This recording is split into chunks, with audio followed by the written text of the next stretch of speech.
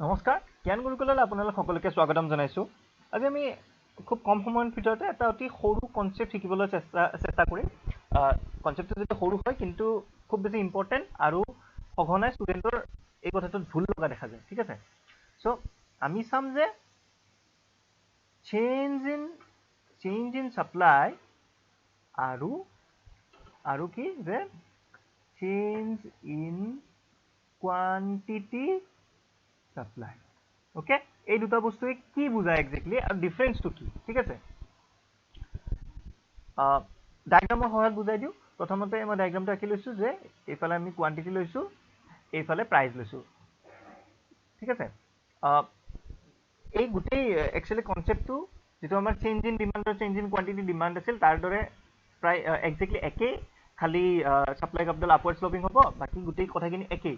So তোমালোকে মই suggest কৰিম যে আমাৰ চেনেলত চেঞ্জ ইন ডিমান্ড আৰু চেঞ্জ ইন কোৱান্টিটি ডিমান্ডৰ ভিডিঅ' আছে, যদি তোমালোকে চোৱা নাই প্লিজ আগে সেইটো চাই ল'বা। ঠিক আছে, তো প্ৰথম কথা সাপ্লাই কাপডাল হয় আপৱাৰ্ড ৰাইজিং। ঠিক আছে, আপৱাৰ্ড ৰাইজিং কিয়? কাৰণ পজিটিভ ৰিলেশ্যন দেখায় প্ৰাইচ আৰু কোৱান্টিটিৰ মাজত। ঠিক আছে, অৰ্থাৎ প্ৰাইচ বাঢ়িলে কোৱান্টিটি সাপ্লাইত বাঢ়ি যাব। ওকে, এতিয়া আমি ধৰি ল'ম যে আমি কি কৰিম যে এটা সাপোজ কমোডিটি আছে, যে কমোডিটি এক্সটোৰ সাপ্লাই। ঠিক আছে, supply of commodity x. Okay, আমি কি কৰিম? আমি কৰিম যে প্ৰাইচ অফ কমোডিটি এক্স বঢ়াই দিলো। ঠিক আছে, সো যেতিয়া আমি প্ৰাইচ অফ কমোডিটি এক্স বঢ়াই দিম তেতিয়া তাৰ ফলত সাপ্লাই অফ কমোডিটি এক্সৰ ক্ষেত্ৰত কিমান কি চেঞ্জ আহিব সেইটোক আমি কম change in quantity supply. Okay, ঠিক আছে, কিন্তু এইখিনিতে এটা কথা মন কৰিবলগীয়া যে আমি ইয়াতে কেইটামান এজাম্পশন ধৰি ল'ম। কি এজাম্পশন ল'ম? যে আদাৰ থিংছ ৰিমেইনিং কনষ্টেন্ট। ওকে, আদাৰ থিংছ ৰিমেইন কনষ্টেন্ট মানে কেনেকুৱা হ'ব পাৰে আদাৰ থিংছ? যে এটা হ'ব পাৰে যে টেকনলজি। ওকে, টেকনলজি বা ষ্টেট অফ টেকনলজি, অৰ্থাৎ যিটো টেকনলজি আছে বৰ্তমান, যিটো টেকনলজি আছে সেই টেকনলজিটোৱেই আছে। ওকে, বা এনেকুৱা হোৱা নাই যে নতুন ইনোভেটিভ টেকনলজি আহিছে বা বেছি কাম কৰিব পৰা, বেছি ইফেক্টিভ, বেছি ইনোভেটিভ মেচিন আহিছে, তেনেকুৱা হোৱা নাই। যিটো ষ্টেট অফ টেকনলজি এতিয়া আছে সেই একেই অৱস্থাতেই টেকনলজি আছে, কোনো ধৰণৰ সাল সলনি হোৱা নাই। ওকে, টেকনলজি কনষ্টেন্ট হৈ আছে। দেন আকৌ ক'ব পাৰো যে আমি ইনপুট প্ৰাইচ। ইনপুট প্ৰাইচ মানে যিবিলাক ফেক্টৰ আমি ইউজ কৰি বস্তুটো প্ৰডিউচ কৰোঁ, যেনে সাপোজ যিবিলাক ৰ মেটেৰিয়েল বা কেঁচা মাল, ঠিক আছে, বা সাপোজ লেবাৰৰ ৱেজ, সেই সকলোবিলাক সাপোজ কনষ্টেন্ট হৈ আছে। ধৰি লৈছো যে আমি সেইবিলাক ইনপুট প্ৰাইচো কোনো ধৰণৰ সলনি হোৱা নাই। ওকে, এই সকলোবিলাক বস্তু কনষ্টেন্ট হৈ আছে। গতিকে এই বাকীবিলাক বস্তু যেতিয়া কনষ্টেন্ট হৈ থাকিব তেনে অৱস্থাত যেতিয়া আমি সেই বস্তুটোৰ পাৰ্টিকুলাৰ প্ৰডাক্টটোৰ যেতিয়া প্ৰাইচটো চেঞ্জ কৰি দিম, বঢ়াবও পাৰোঁ বা কমাবও পাৰোঁ। ঠিক আছে, তেনে পৰিস্থিতিত বস্তুটোৰ প্ৰাইচ চেঞ্জ কৰাৰ ফলত তাৰ সাপ্লাইৰ ক্ষেত্ৰত যিটো চেঞ্জ আহিব সেইটো হ'ব আমাৰ change in quantity supply. Okay, বাকি change in quantity supply.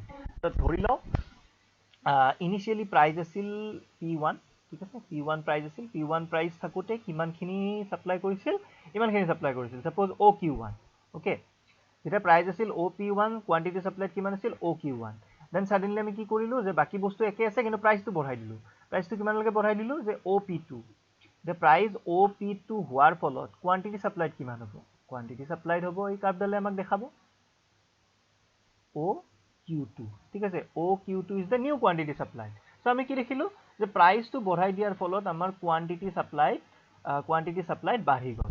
Okay, so এইটো হ'ল আমাৰ change in quantity supply. Okay, অৰ্থাৎ ইয়াতে বাকি ফেক্টৰবিলাক কনষ্টেন্ট থাকিব, অকল আমি প্ৰাইচটো চেঞ্জ কৰিম আৰু তাৰ ফলত যিটো সাপ্লাই চেঞ্জ হ'ব সেইটোৱে হ'ব।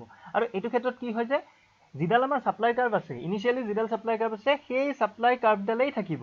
ওকে, সাপ্লাই কাৰ্ভডাল ইফালে শিফ্ট হৈ নাযায় বা ইফালে লেফ্টৰ ফালেও শিফ্ট হৈ নাযায়। ওকে, সাপ্লাই কাৰ্ভডাল নিজৰ জেগাতে থাকিব, খালি এই সাপ্লাই কাৰ্ভডালত আমাৰ মুভমেন্ট হ'ব, আপৱাৰ্ড মুভমেন্ট বা ডাউনৱাৰ্ড মুভমেন্ট হ'ব। ঠিক আছে, সাপোজ আগতে যদি এই পইণ্টত আছিল A, এতিয়া গৈ কি পালে? B পইণ্টটো পালে। ওকে, B পালে। সো এই যে হ'ল এনেকে মুভমেন্ট এটা যে হ'ল থ্ৰু এই কাৰ্ভডাল, সেইটো হ'ল quantity supply. Okay, so change in quantity সাপ্লাইত মানে মনত ৰাখিবা যে মুভমেন্ট কি হ'ব? যে movement along the supply curve, movement along the supply curve। Okay, সেইটো হ'ল কোৱান্টিটি সাপ্লাই। আনহাতে আৰু এটা কি হ'ব পাৰে? আৰু এটা হ'ব পাৰে যে আমি প্ৰাইচটো একে ৰাখিম। ওকে, প্ৰাইচটো আমি একে ৰাখিম, কিন্তু আমি বাকি ফেক্টৰ বিলাক এবাৰ চেঞ্জ কৰি দিম ওকে সো আমাৰ সাপ্লাই ক্যাপিটাল আছিল এনেকুৱা এসএস আছিল এতিয়া কি হ'ব যে প্ৰাইস অফ x আমি x কমোডিটিৰ কথা কৈছিলো যে প্ৰাইস অফ x এটো কনস্ট্যান্ট হৈ আছে এটো কোনো ধৰণৰ সালসলনি হোৱা নাই ওকে ধৰি ললো OP1 এটো প্ৰাইস আছিল ঠিক আছে এটো প্ৰাইসে আছে এতিয়াও এটো প্ৰাইসে আছে কিন্তু এবাৰ আমি কি হ'ব যে other things change okay other things change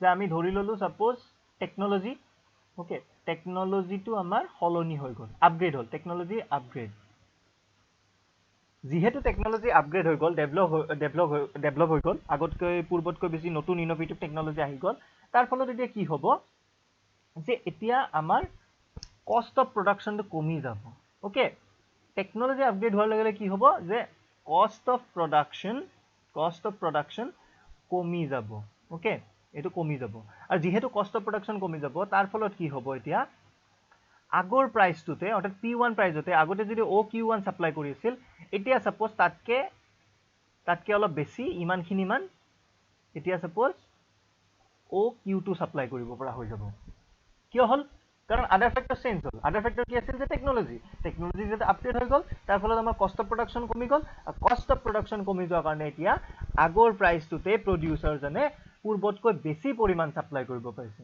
ঠিক আছে কিন্তু মনত ৰাখিবা ইয়াতে প্ৰাইসটো কনস্ট্যান্ট আছে ওকে প্ৰাইস কনস্ট্যান্ট আছে বাট আদাৰ থিংস হেভ চেঞ্জ সো এনেকে কি হ'ব যে প্ৰত্যেকটো লেভেল অফ প্ৰডাকশনতে প্ৰত্যেকটো লেভেল অফ প্ৰাইসতে আমি এতিয়া যেহেতু টেকনলজি চেঞ্জ হল কোয়ান্টিটি সাপ্লাই টু বেলেগ পাম ওকে আৰু তাৰ ফলত আমি এটা নতুন সাপ্লাই কাৰ্ভ পাই যাম সাপোজ নতুন সাপ্লাই কাৰ্ভ দল এনেকুৱা ঠিক আছে এনেকুৱা ওকে এটো নাম দিলো S1 সো S1 নতুন সাপ্লাই কাৰ্ভ এতিয়া সাপোজ বেলেগ এটা প্ৰাইস লৈ চাইছো যে P2 প্ৰাইস আগতে P2 প্ৰাইসত আমাৰ সাপ্লাই কৰিছিল এইখিনি ঠিক আছে এটো পইণ্টত ইমানখিনি সাপ্লাই কৰিছিল এতিয়া কি হ'ব যে এতিয়া বাঢ়ি গৈ ইমানখিনি সাপ্লাই কৰিব ওকে ঠিক আছে সো এটো যে হল যে বস্তুটোৰ প্ৰাইস একে আছে কিন্তু বাকি ফেক্টৰ চেঞ্জ হোৱাৰ ফলত যে আমাৰ সাপ্লাইটো চেঞ্জ হৈ গল হেতু আমি কম চেঞ্জ ইন সাপ্লাই ঠিক আছে চেঞ্জ ইন সাপ্লাই আৰু তাৰ ফলত কি হ'ব তাৰ ফলত হ'ব যে আমাৰ শিফট ইন সাপ্লাই কাৰ্ভ আমাৰ সাপ্লাই কাৰ্ভ শিফট হৈ যাব হয়তো ৰাইটৰ ফালে হ'ব নহলে লেফটৰ ফালে হ'ব ঠিক আছে এটো ক্ষেত্ৰত যেটো কষ্ট অফ প্ৰডাকশনটো কমি গল সেইকাৰণে এবাৰ ৰাইটৰ ফালে শিফট হৈ গল আকৌ কেতিয়াবা কি হ'ব যে কষ্ট অফ প্ৰডাকশনটো বাঢ়ি যাব পাৰে সাপোজ মই ধৰিলো যিবিলাক ইনপুট ফেক্টৰ আছিল ওকে ইনপুট প্ৰাইসটো বাঢ়ি গল ধৰিলো ওয়েজ বাঢ়ি গল ট্ৰেড ইউনিয়নে হাল্লা লগাই দিলে যে আমাক বেছিকৈ পইচা দিব লাগিব ওয়েজ ৰেট বঢ়াব লাগিব সো সাপোজ ওয়েজ ৰেটটো বাঢ়ি গল ঠিক আছে ওয়েজ ৰেট বাঢ়াৰ ফলত কি হ'ব যে প্ৰডিউসাৰ জনৰ cost of production okay cost of production বাঢ়ি গল এন্ড যেহেতু কষ্ট অফ প্ৰডাকশন বাঢ়ি গল এতিয়া এই পাৰ্টিকুলাৰ প্ৰাইসটোত আগতে যদি ইমানখিনি OQ1 তেও সাপ্লাই কৰিছিল এতিয়া কি হ'ব যে কষ্ট অফ প্ৰডাকশন বাঢ়াৰ লগে লগে তে কম কৈ সাপ্লাই কৰিব পাৰিব ওকে সাপোজ ইমানখিনি মানত সাপ্লাই কৰে ওকে সো এনেকে আমি এতিয়া এডাল ইফালে নতুন এডাল সাপ্লাই কাপ পাই যাম সো এইটো ক্ষেত্ৰত কি হল যে সাপ্লাই কাপ লেফটৰ ফালে শিফট হল আগৰ ক্ষেত্ৰত হৈছিল কি সাপ্লাই কাপ ৰাইটৰ ফালে শিফট হৈছিল সো both way চেঞ্জ হ'ব পাৰে লেফটৰ ফালে হ'ব পাৰে ৰাইটৰ ফালে হ'ব পাৰে ওকে হেতু ডিপেন্ড কৰিব যে এই আদাৰ ফেক্টৰ বিলাক বা আদাৰ থিংস বেলেগ বস্তু বিলাকৰ ক্ষেত্ৰত চেঞ্জটো কেনে ধৰণৰ হৈছে টেকনলজি আপগ্ৰেড হোৱাটো ভাল কষ্ট অফ প্ৰডাকশন কমি যাব সো সেইভাবে ৰাইটৰ শিফট হ'ব যদি ইনপুট প্ৰাইস বাঢ়ে তেতিয়া কবে তেতিয়া বস্তুটো কি হ'ব কষ্ট অফ প্ৰডাকশন বাঢ়ি যাব সো লেফটৰ ফালে শিফট হ'ব সো এনেকে এটুত কি হ'ব যে চেঞ্জ ইন সাপ্লাই হলে আমাৰ সাপ্লাই কাৰ্ভৰ ক্ষেত্ৰত শিফট দেখিম আনহাতে যদি চেঞ্জ ইন কোয়ান্টিটি সাপ্লাই হয় তেতিয়া আমি movement along the supply curve দেখিম অৰ্থাৎ সাপ্লাই কাৰ্ভৰ শিফট নহয় আগৰ সাপ্লাই কাৰ্ভ থাকিব খালি মুভমেন্ট এটা হ'ব ওকে সো এখিনি বেসিক কনসেপ্ট মনত ৰাখিবা পৰৱৰ্তী হেৰিত আমাক মানে দৰকাৰ হ'ব পিছত তোমালোকে সাপ্লাই কথা পঢ়িলে এটো খুব প্ৰয়োজনীয় কথা গতিকে আজি এখিনিতে সামৰিছো ধন্যবাদ আৰু এটা ৰিকুৱেষ্ট কৰিম তোমালোকক যদি তোমালোকে আমাৰ ভিডিওবিলাক চাই ভাল পাইছা তেনেহলে প্লিজ লাইক কৰি দিয়া শেয়াৰ কৰি দিয়া আমাৰ ভিডিওবিলাক যাতে আনেও সোনকালে চাব পাৰে আৰু লগতে সাবস্ক্ৰাইব কৰিবা চেনেলটো যাতে নতুন ভিডিও দিলে তোমালোকে পাই থাকা আৰু কি টপিকত ভিডিও বনাব লাগে মোক প্লিজ কমেন্ট কৰি জনাই দিবা ধন্যবাদ